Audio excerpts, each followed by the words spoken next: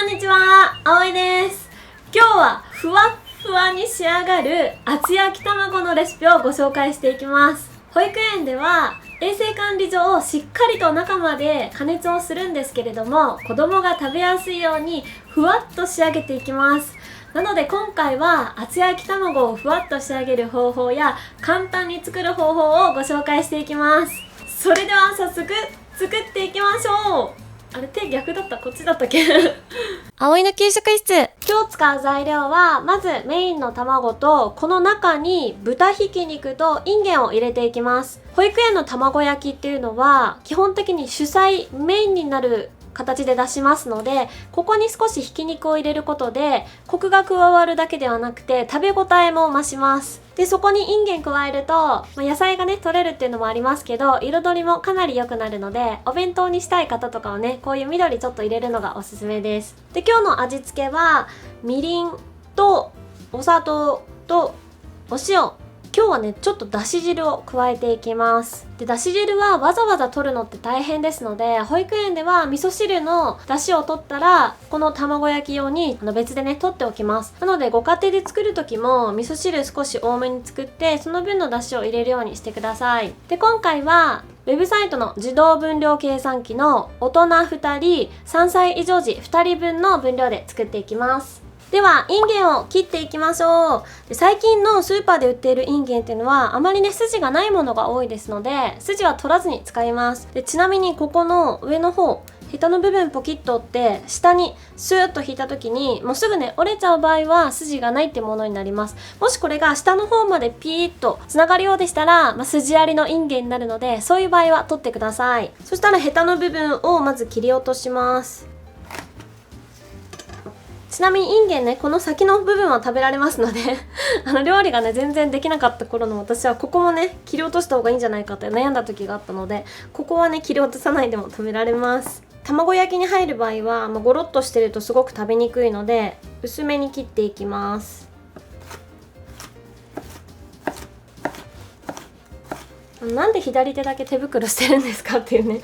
コメントいただいたんですけど、私アトピーがあって左手が主にね食品触るので、結構ね左手だけ荒れやすいんですよ。なので手袋をしてるっていうだけで、保育園で作る時は両手を頑丈に手袋してましたけど、今ね動画撮影の時は左手だけつけてます特に深い意味はないです。私の肌事情なので。インゲンを茹でていきましょう。沸騰したお湯の中にインゲンを入れていきます。でインゲンはオーブンで焼いただけだとかなり硬く仕上がってお子様が食べにくいので、一旦ここで茹でて加熱をしておきます。インゲンは沸騰したお湯に入れて約3分くらい茹でていきましょう。3分経ったのでざるにあげます。でこの後は色がねくすんでしまわないように流水にさらして冷ましておきましょう。では豚ひき肉を炒めていきましょう。で今日はね最終的にこの中で全部の具材混ぜ合わせますので、ちょっと深めのお鍋を用意した方がいいです。そしたらここに少し油を引きます。でこの油も今日はね豚ひき肉から油出ますので、テフロン加工されている深めのフライパンとか使う場合は油引かずに炒めても大丈夫です。このね鍋の素材的にちょっとひき肉くっつきそうだったので油ちょっと引いてます。油が温まったらここに豚ひき肉を入れていきます。豚ひき肉を炒めます。で豚ひき肉は塊ができないように炒めていきましょう。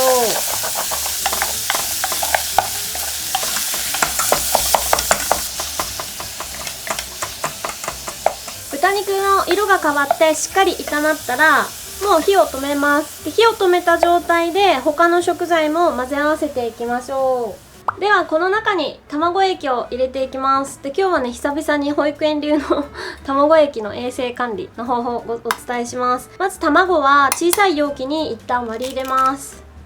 でこの状態で殻が入ってないかとか卵の状態を見て問題なければ特用のボウルに入れていきます。というのをね200個くらい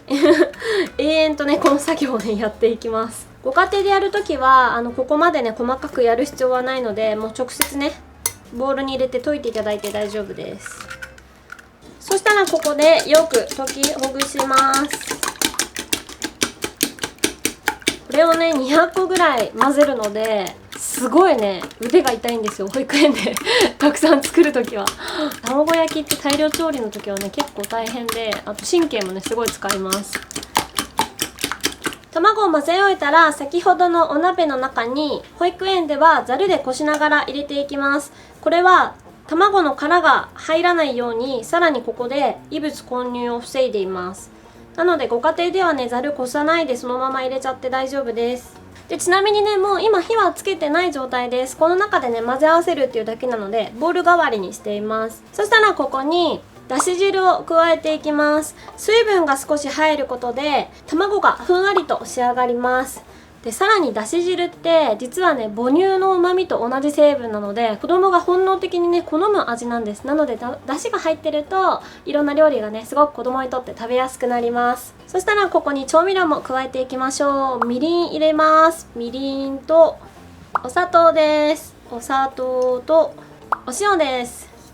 私はね個人的にお醤油味の卵が好きなんですけど今日は甘めの卵焼きになります。そしたらここに先ほど茹でたいんげんも加えていきましょう。で卵焼きはね水分入ってる方が美味しいぐらいなので、この茹でたいんげんはいちいちねこう水をギュッと絞ったりとか拭き取らなくて大丈夫です。そしたら混ぜ合わせます。卵液溶いてその中にひき肉とか調味料とかボウルの中でね混ぜ合わせてもどちらでも大丈夫です。保育園ではね量がたくさんあるのでボウルで混ぜるってなると結構限界があるので、大きいお鍋で混ぜて仕上げます。それでは卵を焼いていきましょう。で保育園では量がねたくさんありますので、一度にたくさん焼けるオーブンで卵焼きを作ります。なので、オーブンがねない方はフライパンで普通に焼いていただいても大丈夫です。ただねオーブンだといちいちこうひっくり返すとかもないし、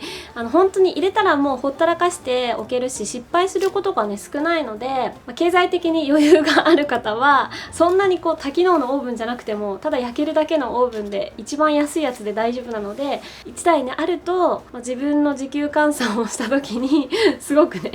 そっちの方がお得になります。保育園だとこういう天板にクッキングシートを引いてこのままね大きいまま焼くんですけど、今日は量が少なくてこれだとかなりね平べったい卵焼きになっちゃうので、オーブン対応のこういった容器に入れて焼いていきます。でこういう容器がないっていう方はケーキ用のこういうオーブン対応のカップとかにアルミカップ引いて、ここに卵液を流し入れて焼くって形でも焼けますので、それはそれでね丸い形ですごくね可愛く仕上がります。で前回のオムレツの時にこれのサイズを教えてほしいっていうコメントをいただいたんですけど、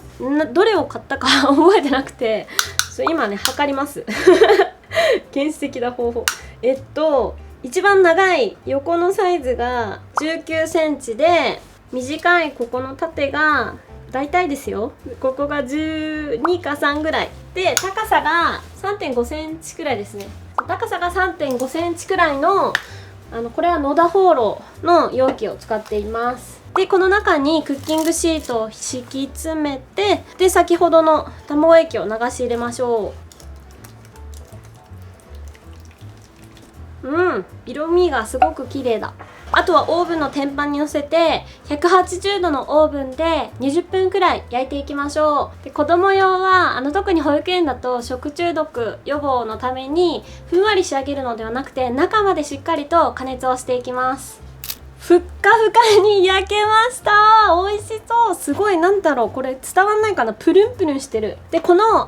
中心のところにようじを刺してみて、もし生地がねまだついてくるようでしたらもう少しプラスして焼いてください。量によってはまだこれだと焼ききれない場合がありますので、これ以上焼き目ついてしまうと硬くなってお子様が食べにくくなりますので、その場合はアルミホイルを途中で上からかぶせて焼くようにしてください。いや美味しそう。葵の給食室。給食嬉しいな、なんでも食べましょうよく噛んで、みんな揃ってご挨拶。それでは皆さんご一緒にいただきます。どうですかこの出来上がり美味しいんですよこれがではいただきます。すごいね柔らかい。やっぱりだし汁をねちょっと入れたのですごくね柔らかく仕上がってます。いただきます。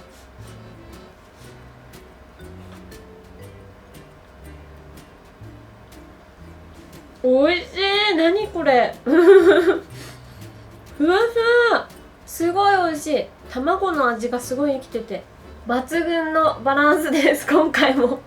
美味しい。やっぱりだしをね入れたので、卵がすごい焼き上がってもふわっと仕上がってしっとりとしています。でインゲンもしっかりと最初に茹でてますので、最初ね見た目はちょっと緑っぽい感じですごいインゲンがたくさんあるなって感じはするんですけど、食べた感じはインゲンの食感もねかなり柔らかくなってますので、全然これだったらお子様でもこう気にせずに食べられます。で先ほどもねお伝えしたように、保育園では卵料理っていうのは基本的に主菜で出すことが多いんですね。なので本当にメインのおかずになりますので、しっかりとこれでご飯が進むように、甘みが強いっていうよりはしっかりとお塩の味も効かせて、どちらかというとしっかりとご飯が進むような味になってます。で本当にねオーブンに入れてしまえばもう全く触らずほったらかしておけますので、ぜひねオーブン持ってる方はフライパンで焼くんではなくて、今後卵焼きはこうやって焼くっていうのをやると本当に楽になるのでおすすめです。